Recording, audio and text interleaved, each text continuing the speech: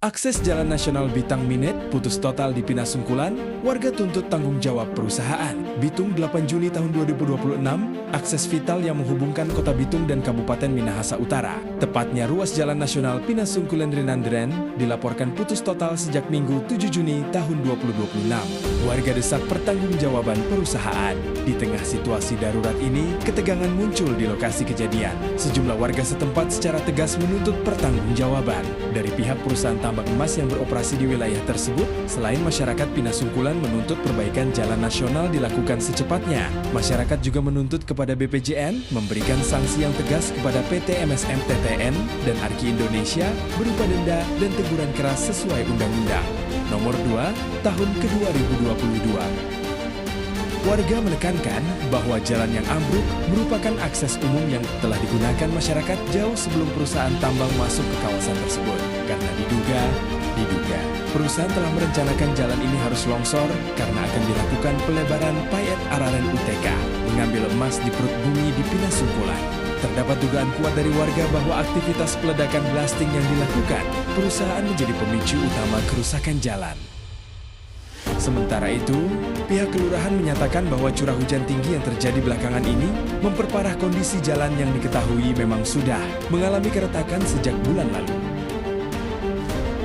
Dugaan intimidasi dan penghalangan tugas jurnalis.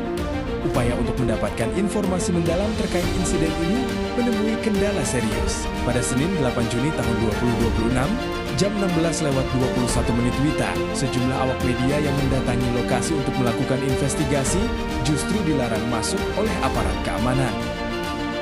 Pihak keamanan security perusahaan didampingi unsur kepolisian yang berjaga, melarang jurnalis untuk melakukan peliputan di titik longsor. Mereka berdalih bahwa area tersebut berisiko tinggi bagi keselamatan.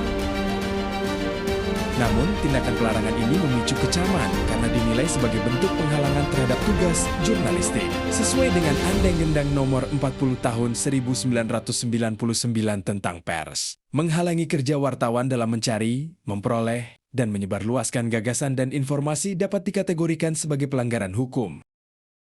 Penanganan pemerintah menanggapi kondisi kritis ini, pihak Balai Jalan telah meninjau lokasi dan secara resmi menyurati pemerintah Kota Bitung untuk segera melakukan penanganan darurat. Hingga saat ini, titik lokasi ambruknya jalan yang berdekatan dengan kawasan permukiman warga yang dipersiapkan untuk relokasi ke wilayah Tinerungan, Indah masih dijaga ketat agar tidak ada warga maupun kendaraan yang melintas. Pemerintah bersama dinas terkait kini tengah berupaya menyusun langkah strategis guna memulihkan akses jalan yang menjadi urat nadi ekonomi warga di kedua daerah tersebut.